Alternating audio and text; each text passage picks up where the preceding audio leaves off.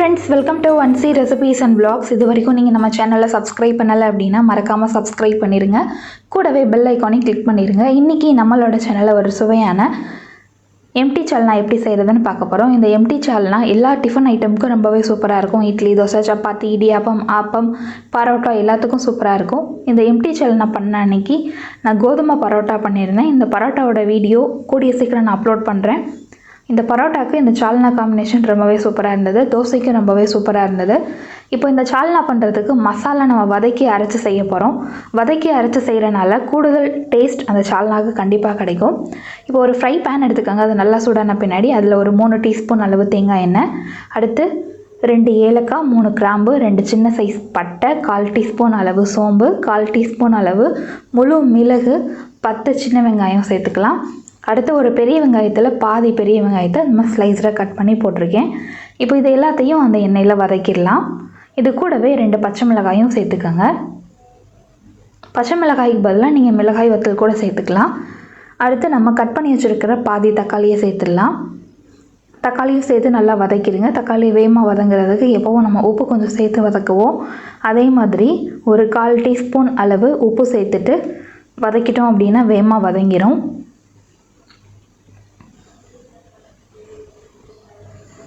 இப்போது நல்லா வதங்கிடுச்சு. இந்த டைமில் நட்ஸ் எல்லாம் சேர்த்துடலாம். 3 முந்திரி பருப்பு, 1 டீஸ்பூன் அளவு பச்சை வேர்க்கடலை, 1 டீஸ்பூன் அளவு பொட்டுக்கடலை ஆட் பண்ணியிருக்கேன். உங்கள்கிட்ட கசகசா இருந்தது அப்படின்னா நீங்கள் முந்திரி பருப்புக்கு பதிலாக கசகசா கூட ஒரு 1/2 டீஸ்பூன் அளவு ஆட் பண்ணிக்கலாம். நாங்கள் இருக்கிற ஊரில் வந்து கசகசா கிடைக்காது, அதனால் நான் கசகசா சேர்க்கல. அதுக்கு பதிலாக முந்திரி பருப்பு ஆட் பண்ணியிருக்கேன். ஒரு 1/4 கப் அளவு தேங்காய் சேர்த்துக்கலாம். தேங்காய் சேர்த்துட்டு அந்த எண்ணெயில், அதாவது அந்த வெங்காயம் தக்காளி கூட லைட்டாக வதக்கி ஃப்ளேம் ஆஃப் பண்ணிடுங்க. லைட்டாக அந்த ஹீட்டில் வதங்கினா போதும். இப்போது ஒரு 2 கொத்து அளவு கருவேப்பிலை அதில் சேர்த்துட்டு அந்த ஹீட்லேயே மிக்ஸ் பண்ணிவிட்டு நல்லா ஆறின பின்னாடி மிக்ஸி ஜாரில் ஆட் பண்ணி கொஞ்சமாக தண்ணி ஊற்றி அரைச்சிட்டு வரணும். இப்போ நல்லா ஆறிடுச்சு. ஆறின பின்னாடி மிக்ஸி ஜாரில் ஆட் பண்ணியிருக்கேன். ஆட் பண்ண பின்னாடி இது நல்லா பேஸ்ட்டாக அரைச்சி எடுத்துகிட்டு வரணும். கொஞ்சமாக தண்ணி சேர்த்தா போதும்.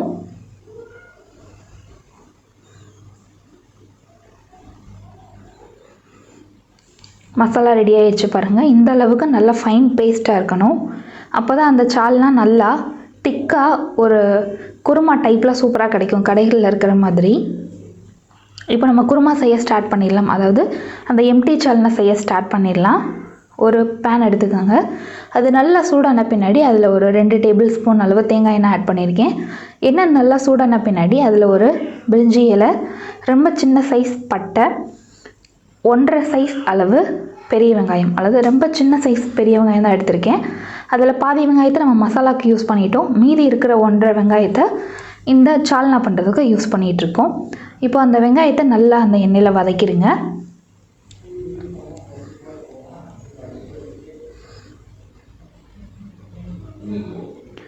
இந்த டைமில் 1 டீஸ்பூன் அளவு இஞ்சி பூண்டு பேஸ்ட்டு சேர்த்துக்கலாம். அதையும் அதோட பச்சை ஸ்மெல் போகிற வரைக்கும் நல்லா வதக்கிடுங்க. இஞ்சி பூண்டு பேஸ்ட்டு நீங்கள் ரெடி பண்ணலை அப்படின்னா ஃபஸ்ட்டு நம்ம மசாலா ரெடி பண்ணிகிட்டு இருந்தோம் பார்த்தீங்களா, அதிலவே இஞ்சியும் பூண்டையும் கட் பண்ணி போட்டு மசாலா கூட சேர்த்து அரைச்சிக்கலாம். இப்போது 1/2 தக்காளி எடுத்து அதை ஸ்லைஸில் கட் பண்ணி போட்டிருக்கேன். பாதி தக்காளியை மசாலாவுக்கு யூஸ் பண்ணியிருக்கோம்.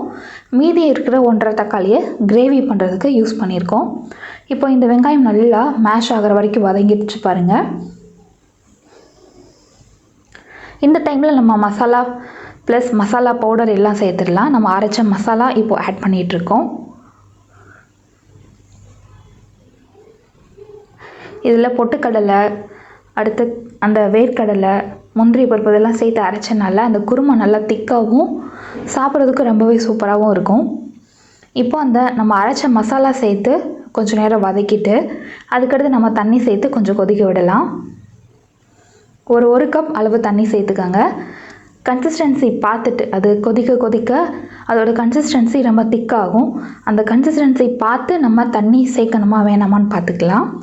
குருமா கொஞ்சம் தண்ணியாக இருந்தால் தான் நல்லாயிருக்கும். நம்ம கடைகளெல்லாம் பார்த்துருப்போம், கொஞ்சம் தண்ணியாக இருந்தால் தான் நல்லாயிருக்கும். இப்போது தண்ணி சேர்த்து லைட்டாக ஹீட் பண்ணோம். அந்த டைமில் நம்ம மசாலா பவுடர்லாம் சேர்க்க போகிறோம். 1/4 டீஸ்பூன் அளவு மஞ்சள் தூள், 2 டீஸ்பூன் அளவு மிளகாய் தூள், 2 டீஸ்பூன் அளவு காஷ்மீரி மிளகாய்த்தூள். இது வந்து நல்ல கலர் கொடுக்கும் அந்த சால்னாக்கு, அதுக்காக. மிளகாய்த்தூள் உங்களோட காரத்துக்கு ஏற்ற மாதிரி சேர்த்துக்கோங்க. அடுத்து 1 டீஸ்பூன் அளவு மல்லித்தூள் சேர்த்துக்கலாம்.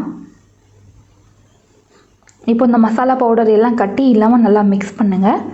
நம்ம முன்னாடி அரைச்ச மசாலா சேர்த்தோம் இல்லையா, அது லைட்டாக பபிள்ஸ் மாதிரி வரும், லைட்டாக ஸ்டார்ட் ஆகும். அந்த ஸ்டேஜில் நம்ம மசாலா பவுடர்லாம் ஆட் பண்ணியிருக்கோம்.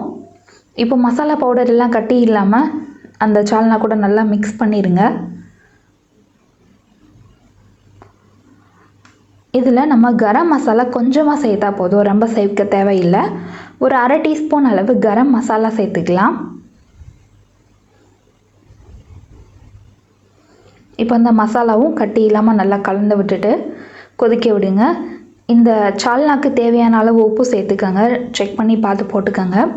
இப்போ நம்மளோட சால்னா நல்லா கொதித்து மேலே எண்ணெய் லைட்டாக மிதந்து வந்திருக்கு.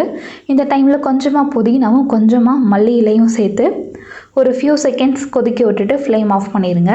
அந்த சால்னாவோட கன்சிஸ்டன்சி பார்த்துக்கோங்க, இந்த மாதிரி இருக்கணும். இந்த ஸ்டேஜில் நீங்கள் ஃப்ளேம் ஆஃப் பண்ணிடுங்க.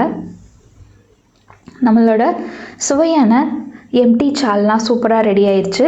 இந்த ரெசிபி நீங்களும் ட்ரை பண்ணி பாருங்கள். இந்த வீடியோ பிடிச்சிருந்தது அப்படின்னா இந்த வீடியோக்கு ஒரு லைக் கொடுங்க, எல்லாத்துக்கும் ஷேர் பண்ணுங்கள், மறக்காமல் நம்ம சேனலை சப்ஸ்கிரைப் பண்ணுங்கள். நெக்ஸ்ட் வீடியோவில் மீட் பண்ணலாம். தேங்க்ஸ் ஃபார் வாட்சிங்.